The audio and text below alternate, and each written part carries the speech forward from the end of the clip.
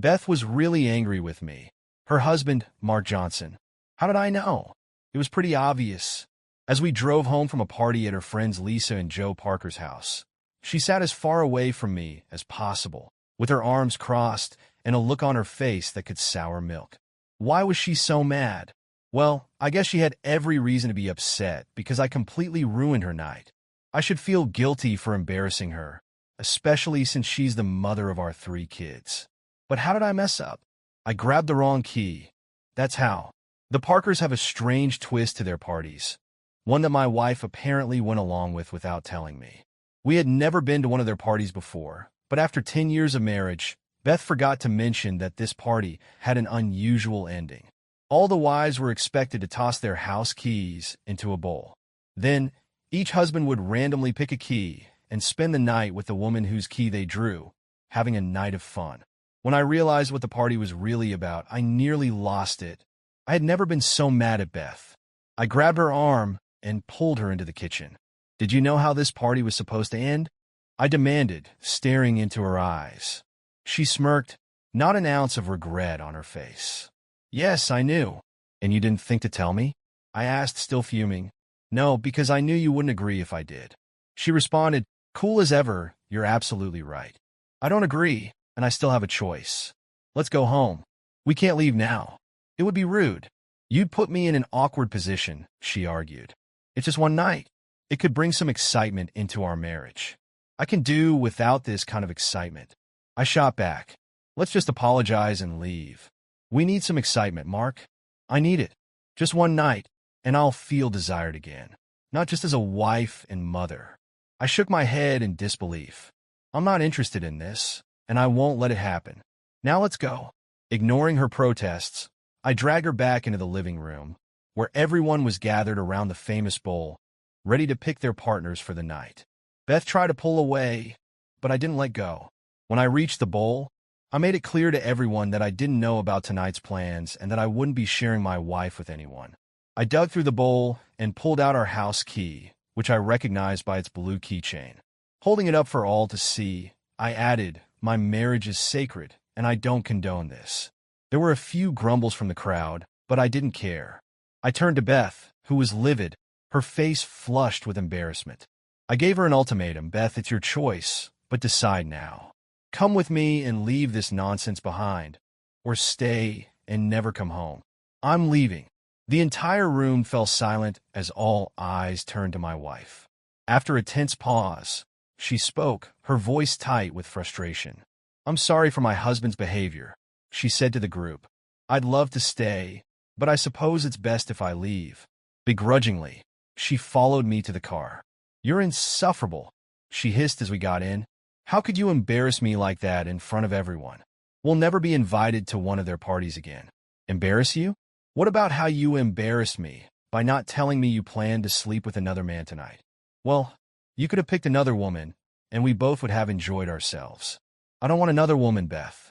I've always been faithful to you, and I'm disgusted to learn that after 10 years of marriage, you want to sleep with someone else. It would only be once, Mark. Just one night out of all the nights we've shared. That's not too much to ask, is it? It's a lot to ask. This isn't a small thing, Beth. It's a big deal, I said as I suddenly pulled over. But if this means so much to you, then fine. I made a sharp U-turn and sped back toward the Parker's house. Beth yelped as I turned the car around. What are you doing, Mark? If sleeping with another man is that important to you, then go ahead. I won't stop you, I said as I pulled up to the house, tires screeching. There's still time for you to enjoy your adventure. Her face went pale. What are you saying? I'm saying you can go ahead and join them, Beth. Go find someone else to give you what I apparently can't. It's just an adventure, Mark. Something different. You're perfect, but I need this. Well, I don't want any part of it. I've been faithful to you, and I'm not about to change that now. If you go through with this, it's over between us. Beth hesitated, her hand on the door handle. Can you pick me up in the morning? She asked, a note of hope in her voice now. I'm sure whoever you end up with will be happy to take you wherever you need to go. Her expression soured. You make it sound so dirty, Mark. It's not like that. It's exactly like that, Beth. You're about to spend the night with a stranger. She sighed. It's just one night. It's not a big deal. Even 1 second would be too much, I said firmly. If you go through with this, we're done. She didn't seem to understand. You're overreacting, Mark. I'll be yours again in the morning, and you'll forget all about this. No, Beth. If you walk back into that house, I'll never want you again. That won't happen, Mark. We're married. We'll get through this. I shook my head. If you go in, it's over. Beth hesitated for a moment, then opened the door. See you in the morning, Mark, she said with a defiant smile. No, you won't, I whispered as I drove away, leaving her standing in the driveway, stunned. I hoped she'd call, admit she was wrong, and ask me to come back, but she never did. As I drove, tears filled my eyes. Beth had chosen a stranger over me and our marriage. I remembered my father's words. If a woman is seriously thinking about sleeping with another man, she has already crossed the line. It hit me that my marriage was over. The real tragedy in all of this is our 3 kids. 9-year-old Natalie, 8-year-old Emma, and 4-year-old Mark Jr. How can I go on without seeing them every day? But I can't just ignore what Beth did without consequences. The kids were spending the weekend in my mom's house, which gave me time to think about my next steps. I drove around aimlessly for about half an hour, still hoping Beth would call and ask me to pick her up. But as the minutes passed, it became clear that she had made her choice. Finally, I headed home. As I pulled into the driveway, my phone rang. For a moment, my heart raced, hoping it was her, but the caller ID showed it was someone else. I answered anyway, and on the other end was Ted Mason, one of the guys from the party. Hey, Mark, it's Ted. Beth gave me your number. She's really hoping you'll come back. She said she's excited for tonight and thinks you should join in. You're a lucky guy, you know? Every man here is hoping to pick her key. She's been telling everyone that tonight's going to be unforgettable, and she wants you to be part of it. It's getting pretty heated here. Ted continued over the phone. Everyone's excited to see who they'll be with tonight. You still got time to come back and pick a key. There are some really attractive women here, Mark. They're ready to show you a great time tonight. Screw you, Ted Mason, I spat. And to hell with everyone at that party, including my unfaithful wife. I hope you all get what's coming to you. I hung up and staggered into the house, my mind spinning. Within 20 minutes, I had packed 2 suitcases, enough clothes for a week or 2, grabbed my laptop and shaving kit, and loaded everything into the car.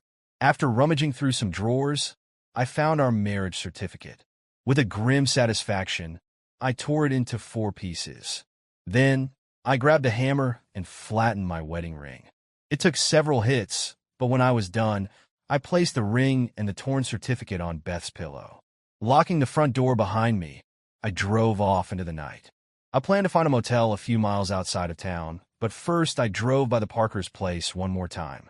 A few cars had already left, and I saw some people standing in pairs, chatting on the street. Beth wasn't anywhere in sight. I figured she had moved on with her new partner, or maybe was with Joe Parker himself. The motel I eventually found was in a nearby town. It wasn't fancy, but it had a quiet parking lot in the back, which was fine with me. I locked the car, picked up a 6-pack of Newcastle from the convenience store next door, and went back to my room to relax with some TV. The first 2 beers helped me feel better, but as I opened the third, my phone rang. I knew she wasn't calling to ask me to pick her up, so I let it go to voicemail. Mark, you're acting like a child, her message began. Ted told me what you said. How many times do I need to tell you? It's just one night. I'll let one guy have me for a few hours, and it doesn't make me immoral. Sure, it might sting a bit, but I'll make it up to you in ways you can't imagine when I get home tomorrow. You probably don't care, but since you pulled our key from the bowl, they gave me another one. The guy who got it is named Brian. He seems nice, and he promised he wouldn't pressure me. He's married with kids too. Since you're at our place, I went to him. His wife and her boyfriend are staying in a different room, so we won't disturb them when things get heated. You know how vocal I get when you touch me. She let out a soft laugh.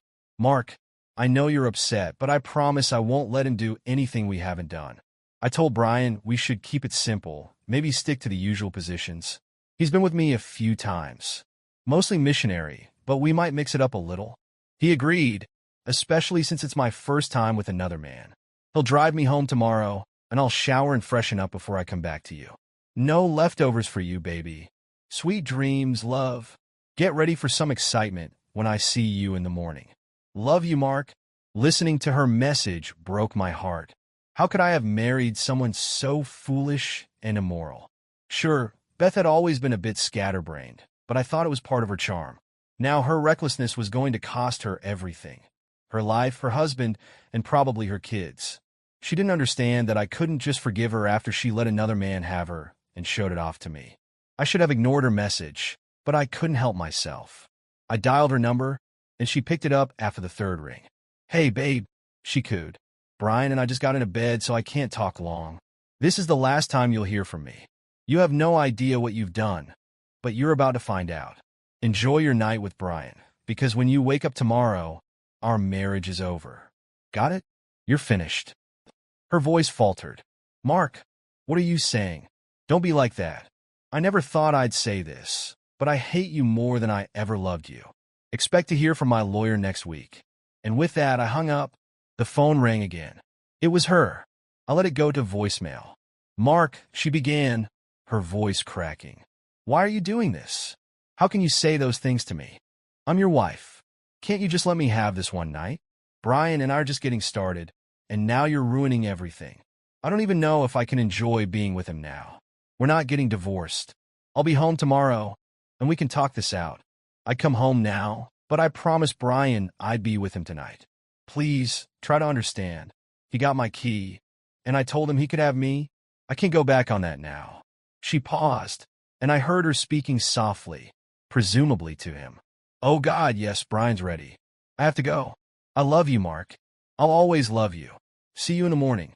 I felt sick to my stomach. I couldn't resist. I called her back, but this time, the phone rang several times before going to voicemail.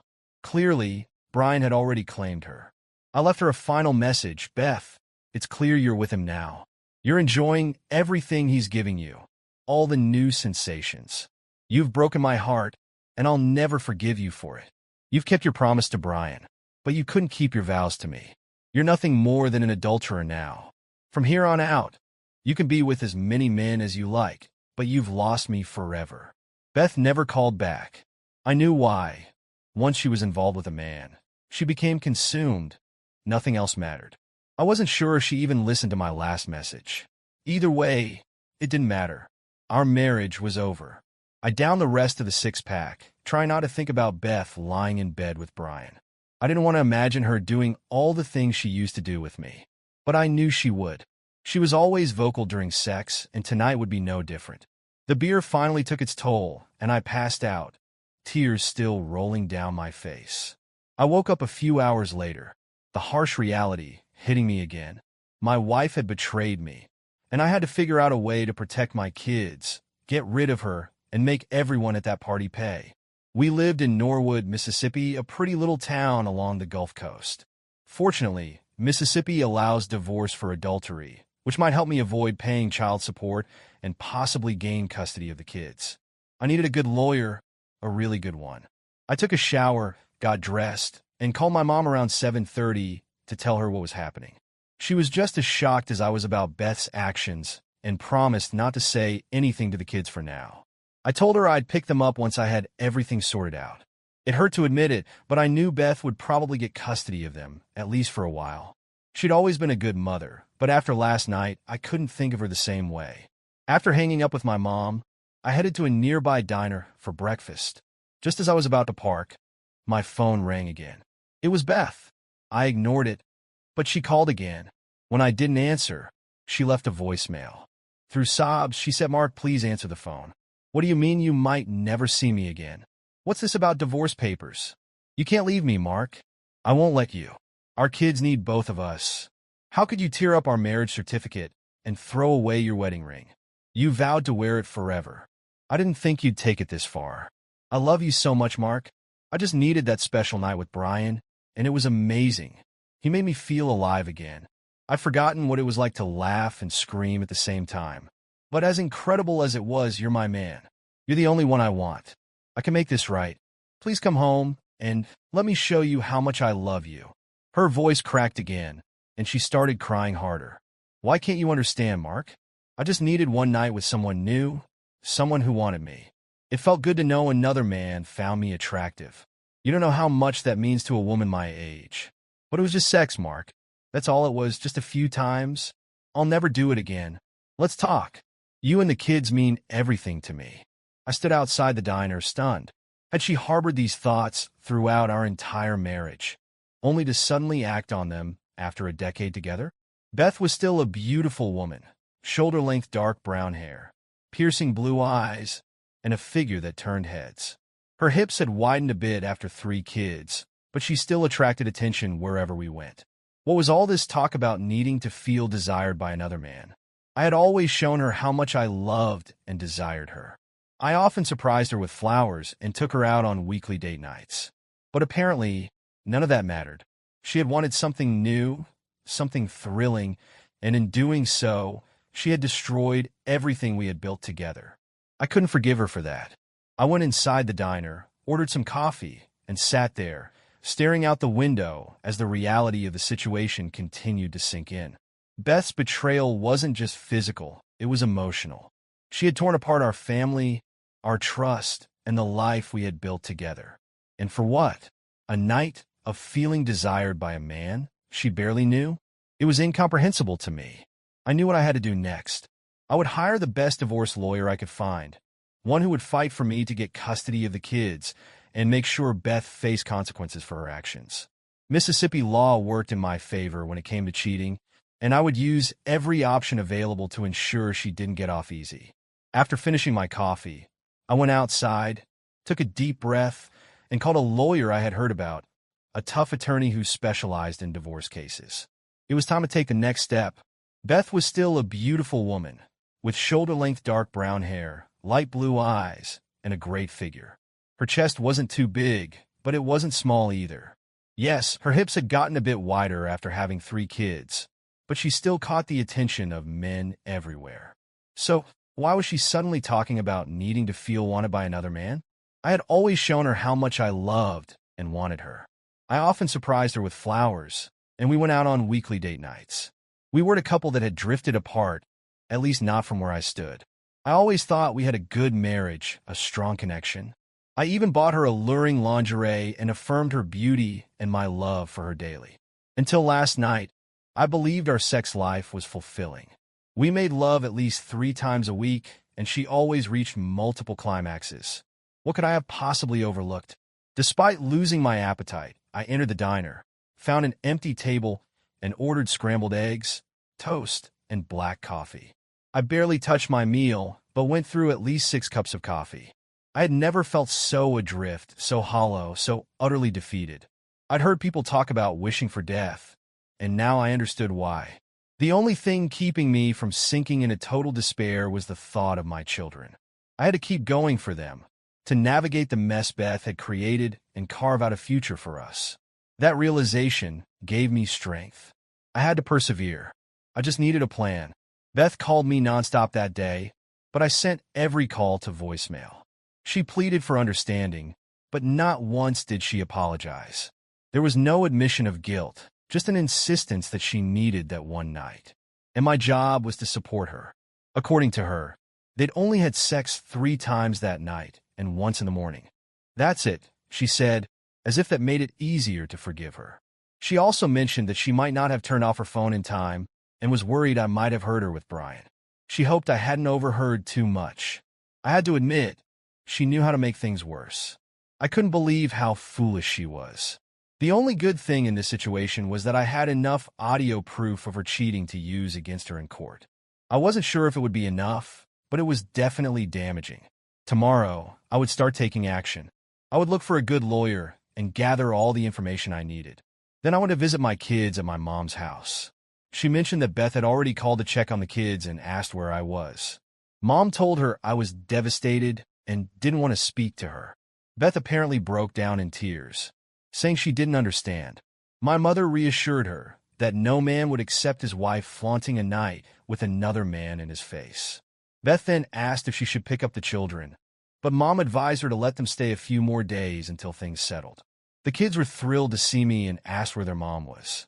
I told them she was busy with a special project and that they'd be staying with Grandma a bit longer. We played games, had dinner together, and I kissed them goodnight before heading back to the motel. Tomorrow was going to be a long day. Before calling it a night, I drove past my house one last time. Tears welled up in my eyes as I realized what I had lost, something I could never get back. It struck me as odd that I didn't see any unfamiliar cars in the driveway. Maybe the car was in the garage. Only a single light glowed from the kitchen window, suggesting Beth was alone tonight. I found myself caring despite everything. The betrayal stung, but a part of me still worried. Against my better judgment, I parked a block away and approached the house from the side, where I could peek through the kitchen window. There she was, sitting at the table with a nearly empty bottle of Grey Goose by her side. Her hair was a mess, mascara streaked down her cheeks, and she was wrapped in a robe, her head resting on the table, eyes closed. It was clear she had been crying, with a pile of used tissues around her. For a moment, I felt a little sympathy, but it quickly faded when I remembered what she had done. She made her choices, and now she had to face the consequences. I resisted the urge to knock on the door and got back into my car, feeling a little satisfied. Maybe she was finally starting to understand how serious her actions were. If she needed comfort, she could go to Brian. Monday morning came, and I had a busy day ahead. I went back to the diner for breakfast and managed to eat my eggs, toast, and coffee this time. After I finished, I called my mom to talk to each of the kids, telling them that I would be home soon. Then, I contacted my office to let my assistant know that I would be dealing with personal matters for the next 2 days. She asked if everything was all right, and I told her I'd explain later. During my last year at Ole Miss, I'd roomed with 2 close friends, Doug Lewis and Liam McCrae. We kept in touch over the years, though we didn't see each other often. While I pursued a degree in computer science, Doug studied business administration, and Lee went into law. I decided to reach out to them for advice. I called Doug first, asking if he and Lee could meet me for drinks later that evening. I explained that I needed their counsel on something important, and Doug agreed to set it up at a beachside bar around 5. I arrived early and waited. Lee showed up first, followed by Doug 10 minutes later. After greeting each other, we settled at a table on the patio, ordered beers, and raised our glasses for a toast. "So, what's on your mind, Mark?" Doug asked. "Your call sounded serious." I took a deep breath. Beth cheated on me and didn't even try to hide it, I confessed, laying out the entire story. "That's rough," Doug sympathized, shaking his head. "I can't believe she'd do that." Lee chimed in, and without remorse, you said, "She's acting like you're overreacting." "Exactly," I replied. "She thinks it's no big deal. So I'm thinking about divorce, getting back at Brian, and most importantly, getting custody of my kids." Lee leaned back in his chair and rubbed his chin. "Divorce is definitely an option, but it won't be easy to get custody unless you can prove she's unfit as a mother. If she's bringing men around the kids, then you have something to work with. Otherwise, if she's a good mom, the courts will favor her, and you'll probably have to pay child support." "I'm okay with that, as long as I can see my kids often," I said. Lee nodded. "The courts usually want both parents to stay involved, as long as neither of you is a danger to the kids." "What about the finances?" Doug jumped in. "Beth's a stay-at-home mom, and I'm guessing you make a decent income. How are your savings and investments?" "I have checking, savings, a 401k, an IRA, and a few other investments. Probably around $700,000 to $800,000 total," I answered. "Well, the court will likely split that evenly. Beth will probably get the house and custody of the kids. But if you can prove her infidelity, you might avoid paying alimony." "Do you know a good divorce lawyer?" I asked. "One of the partners at my firm is one of the best family law attorneys in Mississippi. Her name's Sandra Simmons. Want me to set up a meeting?" "The sooner, the better." I agreed. "I'll also look into ways to protect some of your assets," Doug added. "Send me all your financial details, and I'll get on it." We toasted once more, had a few more drinks, and then called it a night. For the first time in days, I felt a glimmer of relief. There was still a long road ahead, but at least I had a plan now. On the way back to the motel, my phone rang again. It was Beth. After a moment of hesitation, I realized I'd have to face her sooner or later. So I pulled over and answered. "What do you want, Beth?" I asked, cutting straight to the point. "What do you think I want, Mark?" "I want my husband to come home," she said, her voice trembling with emotion. "Unfortunately, your little escapade with Brian makes that impossible," I replied coldly. "Don't say that, Mark, please. Don't even think about it. It was just one night after 10 years. That's not a reason for divorce. Cheating is definitely a reason for divorce in Mississippi, I replied. Why do you keep calling it cheating? It was just one night with someone new, just a fling. When a married woman has sex with another man, even if it's just for one night or 1 second, it's cheating, I said firmly. I told you that if you went through with this, it would be over between us. And I meant it. Her sobs echoed through the phone. Please, Mark, you can't do this to me. You did this to yourself, Beth, I said. What the hell happened to you? Are you on some kind of drugs? Or did you just have a complete mental breakdown? You didn't care about me, our kids, or what this would do to our family. You just had to have your night with Brian, and now you're going to face the consequences. I never wanted it to be like this, Mark. I didn't think I was hurting you. I just wanted to try something new. I love you. It wasn't about you. It was about what I needed. That's what brought us here, Beth. I replied bitterly. You put yourself first. You didn't think about me or our kids. You just thought about what you wanted. A special night, just for yourself, I said, the bitterness in my voice unmistakable. Well, congratulations, Your Highness, you got what you wanted, and it ended your marriage. It probably ruined your reputation with your family and friends, too. Maybe one day I'll forgive you, but I'll never forget. I'll make sure everyone knows what you did, just like you made fun of me for being upset about your affair. Let's see how you handle it when everyone finds out how many times you were with Brian. Oh God, Mark, please. My parents would be heartbroken if they found out, Beth cried. Too bad, Beth. You should have thought of that before you made your bed. Now you've got to lie in it. You act like this was no bigger deal than getting a parking ticket or forgetting to return a library book. You threw away a solid 10-year marriage with a man who adored you for a night of cheap thrills with a stranger who only cared about his own pleasure. Does it feel good, Beth? That Brian slept with you 4 times and it cost you your family? I asked sharply. I didn't have to lose anything, Mark, she shot back. You should have loved me enough to support me and let me do it. Are you out of your mind? There isn't a single sane man on this planet who would support his wife having an affair just because she wanted to try something new. It doesn't work that way, Beth, and you should have known that. What were you thinking when you did this? I demanded. I didn't expect you to be this upset, she admitted. I mean, seriously, Mark, what's the big deal about letting another man have me for a night? It doesn't mean I love you any less.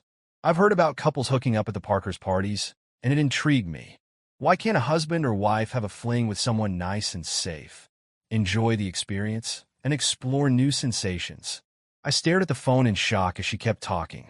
I just wanted to feel another man's touch. It didn't mean I loved you any less, Mark. I just needed something different, just once. Then I would have committed to you again and never done it again.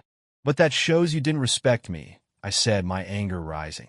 I begged you not to do it, again and again, and you just smiled and said, see you in the morning, Mark. You took away what we had for over 10 years. The vows that meant everything to me clearly meant nothing to you. We created 3 beautiful children out of the love we had. We were a family, and now you've willingly given that part of yourself that made our children to another man. For what? A good time? A one-night stand? It was just one night, she repeated, and you need to accept that and move on. I shook my head, frustrated beyond words. I say it was nothing less than a complete betrayal of me, our family, our sacred vows, and any respect you ever had for me. You wanted to be with another man, and you did it. Congratulations, Beth. But in doing so, you threw away everything you supposedly valued. She was silent for a moment before blurting out, damn it, Mark. Why are you being so stubborn? Why can't you understand that it was just something I needed? I'm yours forever. Nothing has changed. Everything's changed, I said bitterly. You're not just mine anymore. I don't understand why you can't see that. I pleaded with you not to do this, and now you expect me to forgive and forget. You betrayed me willingly, and this pain will last a lifetime. I took a deep breath and continued. I found the lawyer. Tomorrow, I'm filing for divorce because of cheating. I'll name Brian and anyone else from your party that I can identify. Just think about how shocked they'll be when they find out you're the one who broke up their group and hurt their reputations. Go to hell, Beth, and take your cheating friends with you. When I met with Sandra Simmons, my lawyer, I knew she was the right choice. She didn't waste time on small talk and got right to the point. She asked me why I wanted a divorce, and, what I wanted to achieve. I told her I wanted to divide our assets and offered Beth the house in exchange for less money. I knew I probably wouldn't get full custody of the kids, but I wanted to see them whenever I wanted without paying child support. I also gave her all the audio evidence I had of Beth admitting to sleeping with Brian. Sandra shook her head in disbelief.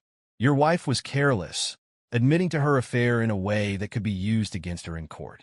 We may need a voice recognition expert to confirm it's her voice, but unless we end up with an extremely biased judge, this recording should hold up in court, she said. We spent the next hour discussing my plans regarding Brian and the other participants from the wife-swapping event. Sandra doubted we could get any monetary compensation from them, but she suggested we could expose their activities and shame them enough to cause serious damage to their reputations. I agreed that would be enough for me. After giving her a deposit, I asked that Beth be served as soon as possible. Sandra assured me it wouldn't take long and promised to let me know before it happened. On Tuesday afternoon, I picked up the kids from my mom and took them to Beth's house. When she greeted us at the door, she hugged and kissed the kids warmly, but when she reached out to me, I stepped back. Tears welled up in her eyes as she pleaded with me to stay, but I told her I couldn't. I thought it was best for the kids to return home to her. I arranged to pick them up on Friday for the weekend. Beth looked like she was struggling, and part of me sympathized with her. But she had made her choice. Her distress was no worse than what I was going through because of her actions. On Wednesday, I went back to work, realizing I couldn't afford to neglect my job. I needed the income, but even more so, I needed the distraction. If I allowed myself to drown in the pain of Beth's betrayal, I'd lose my mind, and I couldn't do that. Not with my kids depending on me. I met Doug and Lee for dinner at the Oyster House. We ate shucked oysters and dirty martinis while I updated them about the kids and the divorce. Doug was still looking for ways to protect some of my money, and I agreed to let him move forward with it. It wouldn't be a lot, but it would help in the long run. We came up with a simple plan to disrupt the wife-swapping club without getting sued for slander. Lee had a friend who was a reporter for the Biloxi Sun-Herald. He was sure that if I gave him the address of the Parker house and the time the group met, he could expose them. He planned to write an editorial about the wife-swapping scene, hinting at the involvement of local businesses without naming anyone. This would create enough trouble among the city's religious crowd to cause real problems for the group. I gave Lee the little information I had, and he said he'd take care of the rest. We shook hands and parted ways, and for the first time in a long while, I felt a sense of relief. The weekend with my kids was wonderful. We went shopping, caught a movie at the Grand 18, and spent a day at the beach swimming and playing frisbee. My children were my #1 priority now, and I swore I would never abandon them. On Monday, Lee called with good news. His reporter friend was already working on the story and had taken photos of couples entering the Parker's house. Though the faces would be blurred, people in a town like ours wouldn't take long to figure out who they were. We said it could hit the front page by the end of the week. Beth continued to call me, pleading for me to come home and promising she'd do anything to make me forget her actions. But she never apologized. Not once did she admit she was wrong.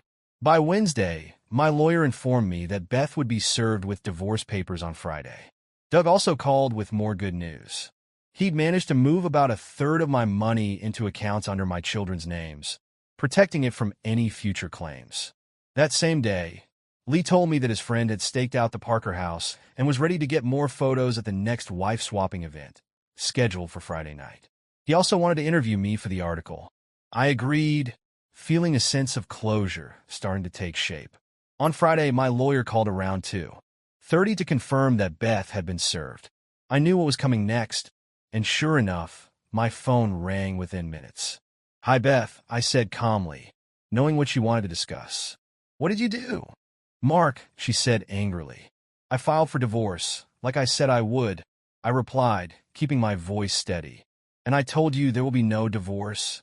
Spending one night with another man isn't cheating, Mark," she cried, her voice breaking. "I have to disagree," I said firmly. "Having sex with someone other than your spouse is infidelity, Beth. That's how the law sees it, and that's how I see it." I could almost feel her tears through the phone. "Why are you so angry with me?" "Mark, I love you. Brian and I had an affair, that's all." "An affair isn't all, Beth. You had sex with another man. You betrayed me. and now you'll face the consequences. Goodbye, Beth. I hope you have a nice life." With that, I ended the call. The hardest part of all of this was that, despite everything, part of me still loved her. I knew that feeling might never go away, but the trust was shattered beyond repair. And that meant our marriage was over. Even though I knew I should stay away from the Parkers' house that Friday night, I couldn't resist the temptation. I wanted to see if Beth's car would be there. To my relief, it wasn't, but she would have arrived with someone else. While couples were usually required to attend together, I knew they had made an exception for her before, and who's to say they wouldn't again? I parked a block away, noticing a van that was likely housing the reporter. I silently wished him luck as I drove off into the night. Later, Lee's journalist friend called for more details, which I was happy to provide. He mentioned he had captured over 100 photographs and had already recognized several prominent couples in the city. He said that some people didn't even try to hide who they were. After confirming that Beth wasn't at the party, he asked me to explain how the key swapping worked. Although I hadn't seen it myself, I shared what Beth told me and what I had heard from other couples. By Sunday, the article was on the front page of the Biloxi Sun-Herald, causing a lot of anger in the city. The paper had a big photo of couples going in and out of the house, with their faces blurred but still recognizable by their clothes or cars. Inside, there were 4 more pages of pictures and a detailed story. By Monday morning, the city was buzzing, with local radio and TV stations talking about the scandal. For me, it was a bittersweet win.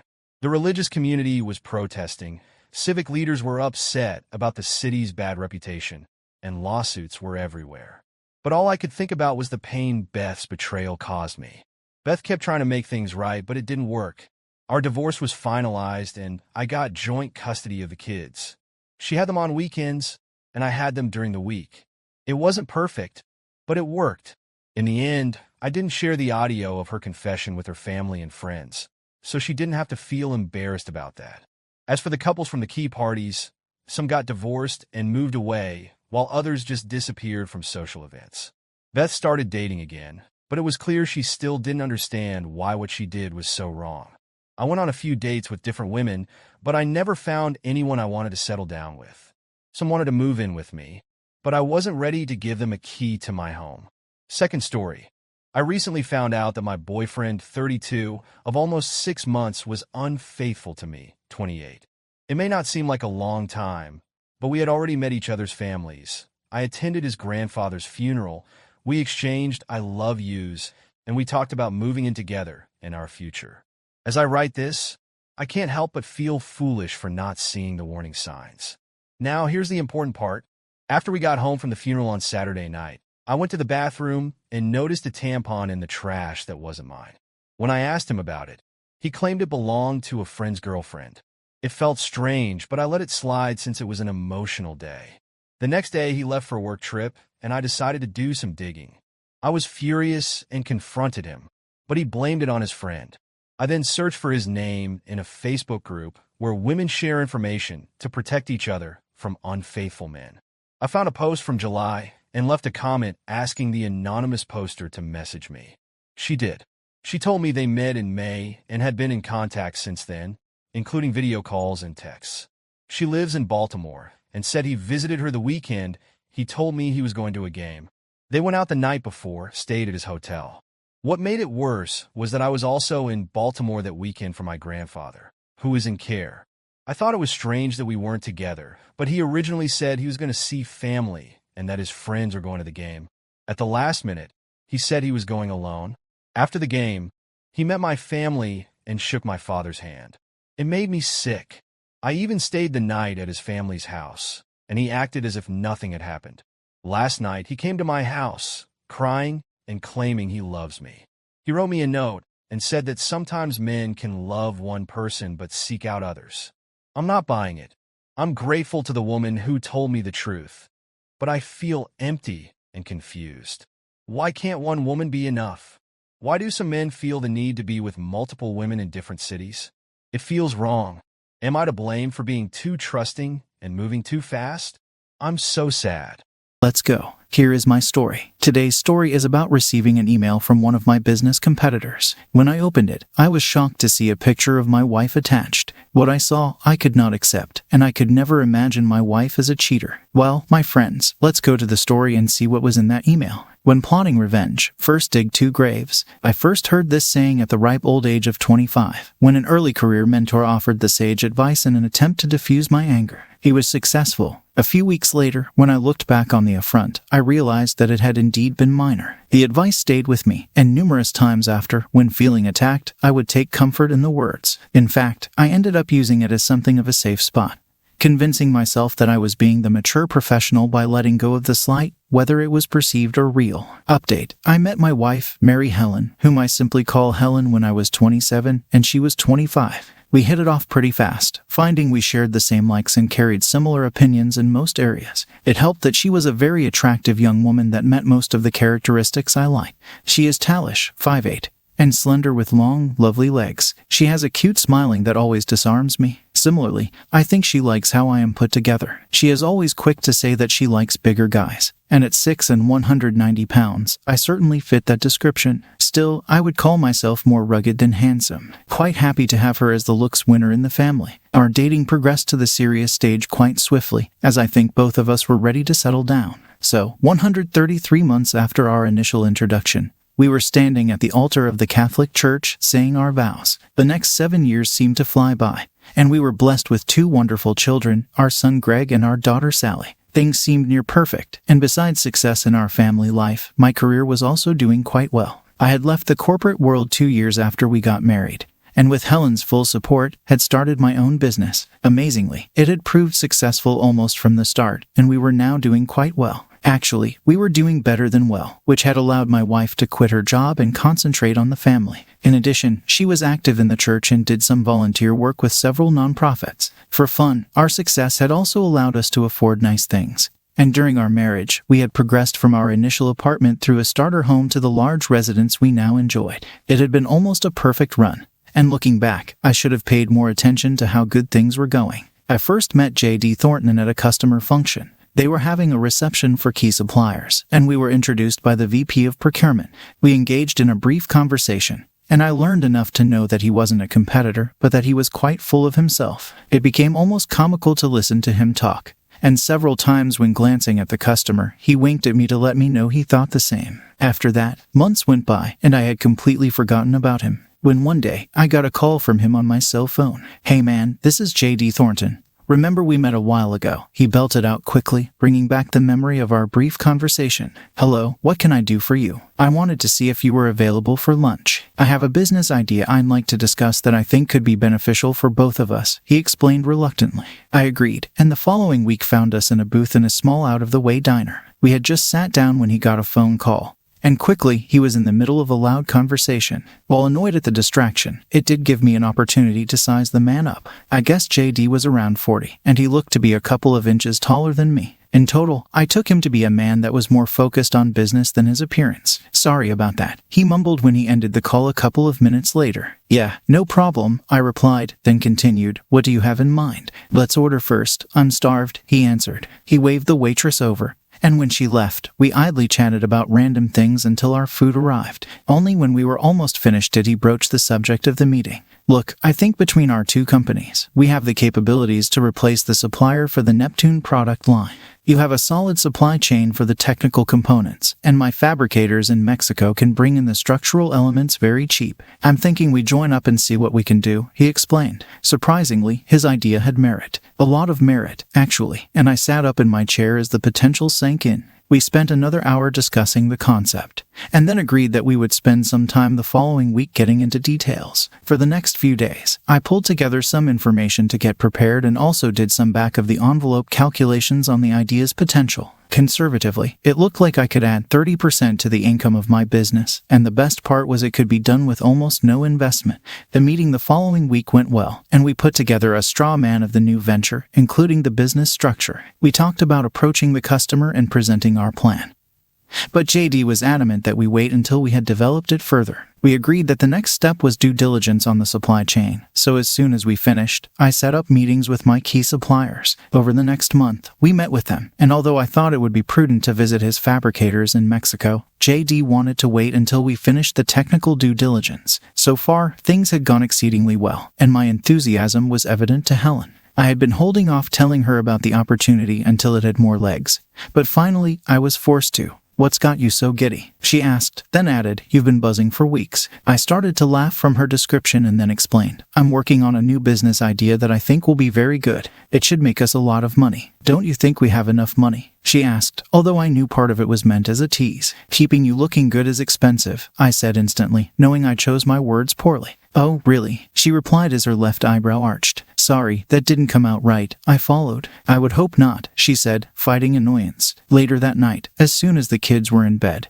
we made slow, satisfying love. "You're so proud of yourself. I think this business thing has made you hot?" she asked. "You make me hot, and the business thing is to take care of the family," I answered. "Honey, if it works, maybe we can give some to the church," she whispered while snuggling closer. Helen's caring soul was one of the things I loved so much about her. It wasn't the first time she had communicated she had all she wanted and wanted to help others. Certainly, her work with the church and the nonprofits played a part, but I knew it was something central to her as well. Even without those influences, I think she would have made a similar request. "We'll see," I replied, pulling her tightly against me. I'm not naturally optimistic or enthusiastic when it comes to business matters. As experience has taught me, it was far better to be deliberate and maintain an even keel. However, I was breaking this tenet with the new venture. There was a J-ness in my step, excitement in my day-to-day dealings, and a smile that I couldn't get off my face. Thus, I didn't pick up on the message at first when JD suddenly went radio silent. I had been trying to contact him through phone calls and emails for almost a week when I realized something was amiss. And during a phone call with one of my long-term suppliers, the reality was suddenly made clear. "Hey, I thought you and JD were working on this Neptune thing together," Ron, the technical manager at the supplier, asked at the end of an unrelated call. "We are," I answered. "Okay, do well. I think you might want to look into it," he said, showing obvious discomfort before adding, "Give Sam a call." Sam, or Samantha, was an older woman that handled contracts for the company, and as soon as I ended the call with Ron, I was on the phone to her. "Sam, what's going on?" I asked after the normal pleasantries. "It's confidential," she started. Then, no doubt thinking about the years we had known each other, she said, "The guy JD said he was going to go this alone." Update 1. Now it was all suddenly very clear. JD Thornton had used me, manipulated me to get knowledge of the supply chain, and once educated, was now going to cut me out. It was a bad trick, but thinking about it, I realized I shouldn't be surprised. My initial thoughts on him were not positive, but I had allowed my interest in the deal and the eagerness to make money to overcome my concerns. It took another 2 weeks to get the complete picture. And in that time, I learned that he had contacted all my suppliers and even made a presentation to the customer. I seethed as I realized all this had been done behind my back with definite malice. "Hey, JD, I said through the phone, with dismissive arrogance. It had taken 2 more weeks to get him to answer, and I suspected he felt he now had the deal with a bow around it, making me no longer a threat. Thus, he could enjoy the win while taking the opportunity to rub my nose in it. "JD, I'd just like to hear in your own words what you're thinking," I asked, immediately feeling the inadequacy of the message. "Wrong," he laughed. "Wrong. I'm going to make a lot of money," he replied, and then hung up. Stunned, infuriated, angry, 1,000 feelings swept through my body for the next few days, like being on a Ferris wheel enduring a never-ending cycle. Then very slowly, one thought began to separate from the others: revenge. I wanted to kick JD in the balls and have him feel the deep humiliation that I was experiencing. Looking back, that desire was so powerful it blocked me from all-round rational thought. Amazingly, I was able to set aside my emotions as I plotted my revenge and created an attack strategy. First, I intended to reach out to 2 suppliers that I knew were essential to the deal and use my long-term relationship to try and convince them to drop JD. Then, I intended to strike back. His line of business wasn't all that differentiated, so I was hopeful that with some work, I would be able to find others that at least would threaten his customer base. Carl Westbrook was the owner of the primary supply company, and I had known him for almost 10 years. He was in his early 70s, one of those men that would likely die within weeks of retiring. And although our relationship had always been positive, I wasn't sure what to expect sitting in his office. I explained the situation in detail, leaving nothing out, while he leaned back in his chair and took it all in. "Okay, what else you got?" he asked when I was done. His answer confused me, so I asked, "What do you mean, Carl?" "Duck him is what I mean." "I'm too old to work with that bast," he answered. Then, after a pause, he leaned across the desk and started again. "How long have I known you?" 10 years. In all that time, you've never been anything but straightforward and honest. You know how rare that is." "Thanks, Carl," I replied with emotion. "Duck him, he's in his hall," he reiterated. The next supplier wasn't as straightforward, and it took some pleading on my part. However, I was eventually able to get them to agree to cut off ties with JD, too. I had to promise that I would do everything I could to replace the volume they were foregoing. But if my plan worked, I knew that wouldn't be a problem. I was pleasantly surprised with the success of the first phase of my plan. I had thought it might take more time, more convincing, but there seemed to be a consistent distaste for JD, which helped. Feeling good, I convinced Helen to let the kids spend the night with their grandparents so we could have some alone time. After a nice dinner, we were curled up in bed after a fulfilling round of lovemaking, simply talking and cuddling. "What happened to your new venture?" she asked. I had purposefully shielded her from the drama, but I couldn't hide my loss of enthusiasm, so I was a bit surprised it had taken her this long to probe. "Oh, it hit a bump in the road," I answered, purposefully being vague, as I knew she wouldn't understand or support my tactics. "And I had already spent all the money you promised," she teased. "Patience, sweetie," I countered while tickling her ribs. My touch made her squirm and giggle, and when she finally settled in a breathless voice, she said, "I would still like to do something for the church." The next part of my plan took much more effort. For about a month, it consumed all my available hours, with even Helen commenting on my lack of family time. I was able to locate 2 companies that had the capabilities to compete with JD, and which had similar, if not superior, cost structures. I used my contacts at the customer to get them established as vendors, knowing they would have, at a minimum, a detrimental impact on JD's pricing. In addition, through my efforts, I realized one would be an outstanding supplier to fill JD's scope on Neptune if I decided to resurrect that initiative. If the customer suspected what I was up to, they never brought it up and seemed thrilled to improve their supplier base. Surprisingly, and quite contrary to my expectations, JD had been silent about my actions to cut off the suppliers. Then, I learned that the companies I introduced were asked to bid on some competing work, and I was certain I would hear from him. I had even scripted and practiced the message I would deliver that was intended to humiliate him the way he had done with me. Still, all stayed silent, and after almost 6 months had elapsed, the whole situation started to fade from my thoughts. When plotting revenge, first dig 2 graves. There should be a corollary to that message that goes, if you can't follow the advice, at least don't seek revenge on someone meaner than you. Unfortunately, the solace I took in JD's silence was about to be interrupted, and I would learn that I was only using conventional weapons while he went full thermonuclear. "Hey, Chief, we should talk," JD said over the phone. I had recognized his number, so I was prepared and replied, "JD, how's business?" "Oh, you know, up and down," he said, and then added seriously, "Let's get together." "JD, I have absolutely no interest in never seeing you again. I think things have ended as they should, and I'm moving on," I answered. "Let me tell you, you want to come see me," he said, slipping back into his condescending tone. "No, I'm good," I replied and hung up. After that, I went about my day, giggling to myself several times at my victory. I was just about to head home when I noticed an email from JD.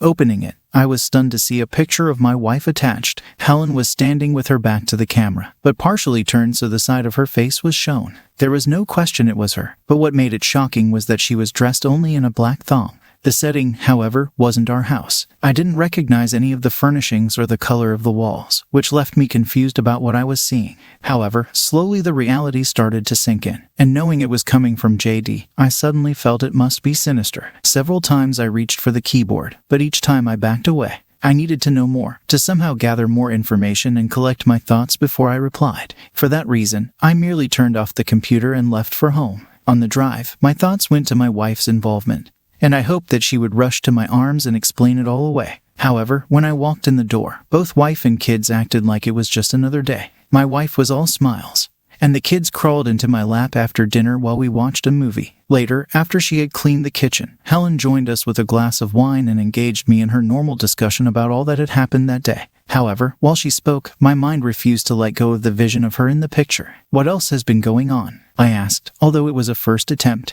What I was trying to do was give her the opportunity to come clean and explain things. It failed, as all she did was start talking again about her charitable activities. I tried again when the kids had gone to bed, But that effort was unsuccessful as well. Evidently, my lovely wife was capable of keeping her secret buried while conducting herself in the normal family fashion. In fact, her manner was so relaxed I began to wonder if somehow he had digitally placed her into the picture. I didn't contact JD the next day, as I just didn't want to give the bastard the satisfaction. However, the following morning, I couldn't take it anymore and I dialed his number. "Well, duck me, look who called," he laughed. "Where did you get that?" I asked, unable to think of anything else to say. "Oh, I got a lot more than that," he answered, laughing again. "What the duck did you do, you ducking ah?" I screamed into the phone, no longer able to contain myself. "I ducked you hard. You wanted to play games, and you lost," he replied, no longer laughing. Then, after a second of silence, he continued, "Now, if you don't want your life on display to the world, be here at 3 p.m. today." I was shaking as I set the phone down. And thinking about the dilemma, I realized my choice was either to confront Helen or go to JD's and find out more. Since I was still confused, I decided I would attend the meeting that afternoon at 3 p.m. I pulled open the door of JD's office, and upon entering, I was immediately escorted to a large conference room by the young receptionist. I waited nervously for 10 minutes before JD, along with 2 other men, entered. "I'm glad I'm not you," JD laughed, then continued. "That's Conrad behind you. He's here to make sure you don't get stupid. This is Don. You'll learn more about him in a minute." "What's this all about?" I asked, needing to say something. "You know what it's about or suspect?" JD replied, then reached for a remote, hit a button, and said, "I thought we'd start here." There was a flicker on the screen that covered the far wall, and then a video started instantly. Every muscle in my body tensed as I saw Helen in the arms of Dawn. She was, that I recognized as the one in the emailed picture. Then, with another press of the remote, JD paused the scene. "Your wife is a beautiful woman," he said, looking towards me for a moment before restarting the video. I was stunned when my wife, with no further prodding, moved towards it. I had never seen my wife respond so completely during our lovemaking. And just for a moment, I wondered if it was indeed my wife I was watching. Again, I considered whether they had managed to stage things. Perhaps it was an actress made to look like Helen. I could feel my body tensing. And despite what I just saw, I couldn't accept it. I felt it had to be forced or staged. I just couldn't gauge Helen as a cheater. "What the duck is this? What did you do to her? How did you make her do this?" I spewed forth, no longer able to hold back my outburst. Conrad squeezed my shoulders, and once more, JD looked at him for a moment before replying. "She did it all on her own. I'll explain it all later, but let's watch the movie. It's good. I could probably sell it." "JD, you ducked up fast," I said. My comment only brought a laugh from him. Then he said, "Let's watch the next one." Quickly, he fast-forwarded through the video, and then landed on another scene. This time, my wife was already on the bed with a pair of black heels. Suddenly, I felt the remaining energy drain from my body as it dawned on me that this was an entirely different encounter. In fact, I recall her going out to dinner with the girls on a Thursday night about a month before and wearing the heels. It had struck me at the time that she looked a bit overdressed, but I had put it down to simply not understanding how women did things. Now it appeared she was having an affair. I glanced at JD and Dawn, and when I saw them smiling at me, I knew they had manipulated the exchange to rub my nose in it even more. It was so wrong and so evil that I couldn't fathom how a person could want to act this way. At that moment, I knew I was dealing with a depraved individual capable of anything. Seemingly ignoring my outburst, JD started to speak. "I guess I owe you the details. Let me start by saying that your work to duck me on the Neptune deal was good. I was surprised since I didn't think you had it in you. But you should have known I would just let it sit. That was your duck up, and it was a big one." I fought to hold back the tears while I looked down at the table and thought about it all. It was such a sudden act of destruction to the marriage that I had enjoyed and worked so hard for. Then there was the impact on our kids. How would they respond to a divorce? I wanted there to be an explanation. I wanted desperately for Helen to have some reason, some story that would at least give me hope. But deep down, I knew there was just too much evidence. "What do you want?" I finally forced out in total defeat. As soon as I spoke the words, I could see JD's expression change. Now he looked serious, and with a slow nod of his head, he started, "What do I want?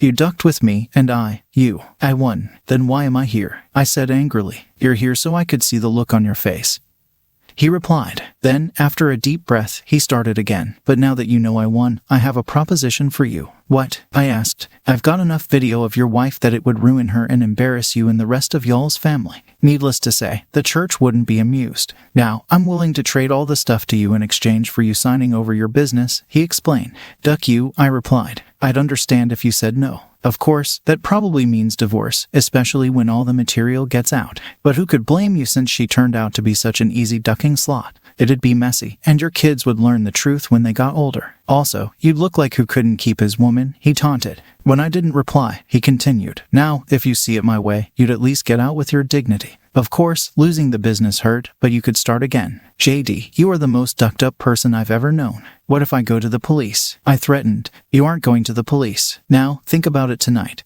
And tomorrow at 9 a.m., be back here with your answer, he replied. And with his words, I felt Conrad's hands leave my shoulders. Update 3, my hands were shaking so hard it was difficult to drive. The entire way, I thought about what I would do when I came face to face with my wife. I knew I had to hold back my temper as violence would only create a deeper hole. But I was truly clueless as to what to say and how to react. I sat in the driveway for 15 minutes before I was able to summon the courage to enter the house. Hi, honey, my wife called out when I entered the kitchen, and looking past the dining room, I could see our kids in front of the TV watching cartoons. Sensing something was amiss, she asked, is everything all right? Yeah, Helen. After dinner, we need to talk, I said, and for a moment, I saw panic in her eyes. Okay, she replied and turned back to the stove. Helen took her time putting the kids to bed, which made me wonder if she suspected the subject of our discussion. Finally, after I was sure they were asleep, I nodded for her to join me, and she, together with me, moved to the living room sofa. Look, I'm not going to beat around the bush. Are you having an affair? I asked. No, of course not. Why would you ask such a thing? She replied, but in her eyes, I could see the guilt. Helen, who is Dawn? I said suddenly. The guilt in her eyes turned to panic. How did you? Look, I can explain. Go ahead, I said as calmly as possible. When she became silent, I'm sorry, she said after several failed attempts to speak and started to sob. I let her cry until she started to regain some control. Then I asked, tell me what happened.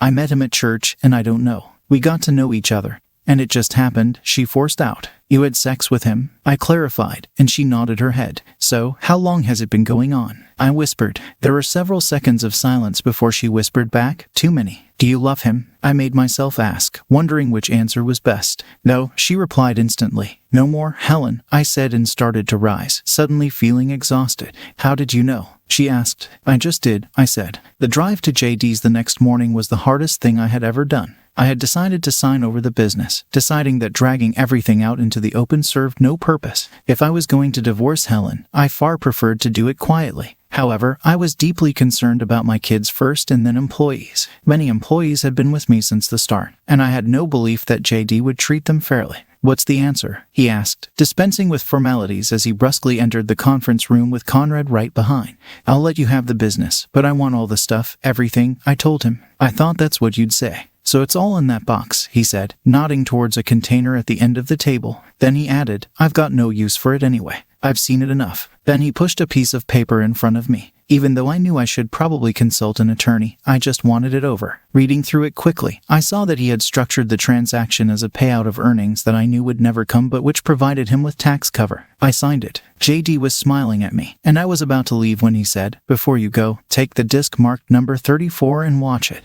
I gave him a hard stare as he turned and left, closing the door behind him. Despite feeling manipulated, I picked through the box and collected the disc. Duck you, I said and stepped past him. By the way, she's called Dawn twice so far this morning. We agreed it was over. I can't control your wife, and Dawn no longer works for me, he laughed. Final update. I was seething as I made my way to the office to announce the change. It took several hours of meetings and explanations before I was finally able to depart. When I finally got home, Helen was watching TV with the kids, and her nervous demeanor left me doubting whether I still had a wife. I told her I thought it would be best if she took the kids to her parents for the night, as we had some serious talking to do. With a quick nod, she said she'd make it happen. An hour later, she was back and met me in the living room. I already had the disc loaded in the player, so with a simple press, the TV came on with the scene of her and Dawn discussing impregnation. How did this start? I asked, ignoring her words. No, I don't know, she answered. When's your next period start? I said. Sunday, I think, she replied. And you've been with him and me, so you might be, I stated.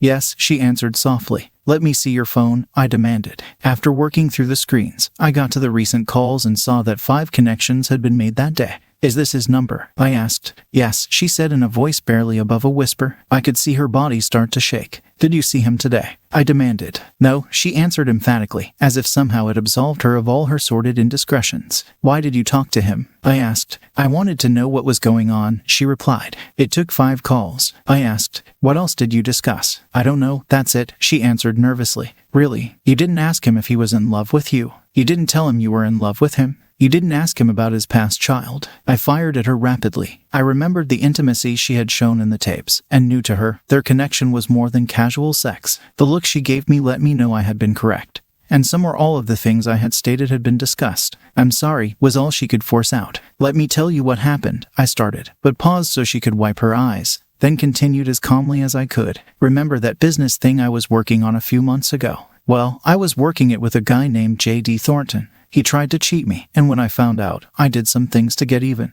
He couldn't handle that I got back at him, so he hired your boy Don to seduce you as payback to me. They were intentionally trying to destroy our lives." "Oh my God, no," Helen whimpered. "Yes, and I had to see all the videos they made and them laughing about what an easy duck you were," I explained. She cried as the tears let forth, but in her words, I wasn't sure if her emotion was for me or Dawn. I left her on the sofa with her head in her hands and went to make a drink. Just as I was pouring the bourbon, I heard her moving. When I returned, she had disappeared to the back of the house. A few minutes later, she appeared dressed to go out, and instinctively, I knew where she was heading. "You're going to him?" I challenged her. "I need to check on the kids," she said, although we both knew she was lying. She didn't return until the next morning, and I never tried her cell nor challenged her. When she arrived, I was too emotionally spent, and although I knew we were likely done, we went through the next few days without any further discussion. Our interactions were forced, and to deal with the awkwardness, most of our attention was directed towards the kids. A week had elapsed since our discussion when I received a text from JD with an attached link. As soon as I opened it, I could tell it was a video, so I stopped it, then attached it to an email and sent it to myself to open on the desktop computer. The scene opened with her in Dawn's arms, crying uncontrollably. She was wearing the clothes she had put on when she left me to check on the kids, so it appeared she had gone straight to her lover. "Baby, calm down," Dawn's clear voice came through. "Why did you do it?" Helen forced out.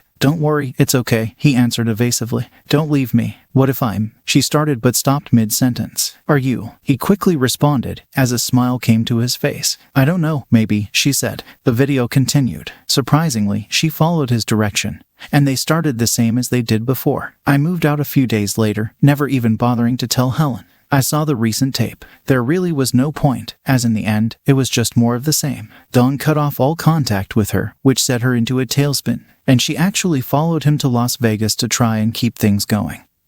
But after a few weeks, the reality finally hit, and she returned. Miraculously, she didn't get pregnant, which was a relief, although part of me thought it would serve her right if she ended up with a kid from one of them. Of course, her parents reached out multiple times, as did the priest from the church, pleading with me to forgive and think of the family. They knew her indiscretions were significant, although I doubt they understand the depth of her depravity. I stood firm, offering no indication of hope, and finally, the calls stopped. Now I spend most of my time trying to resurrect my business. With the pending divorce, money is quite tight, which has put me in strained living conditions. But I have made some good progress. Fortunately, I maintain good relations with my customers, and JD seems to be purposefully trying to disrespect them. It will take time, but I'm confident things will work out business-wise. Because of kid things, I see Helen at least once a week, and almost every time, she makes a plea for us to sit down and talk things through. On a few occasions, she's even attempted a seduction, although I've made it clear that it's not in the cards. I could forgive her for the sex, even though it would be difficult, but it was clear that she was ready to leave me for Dawn,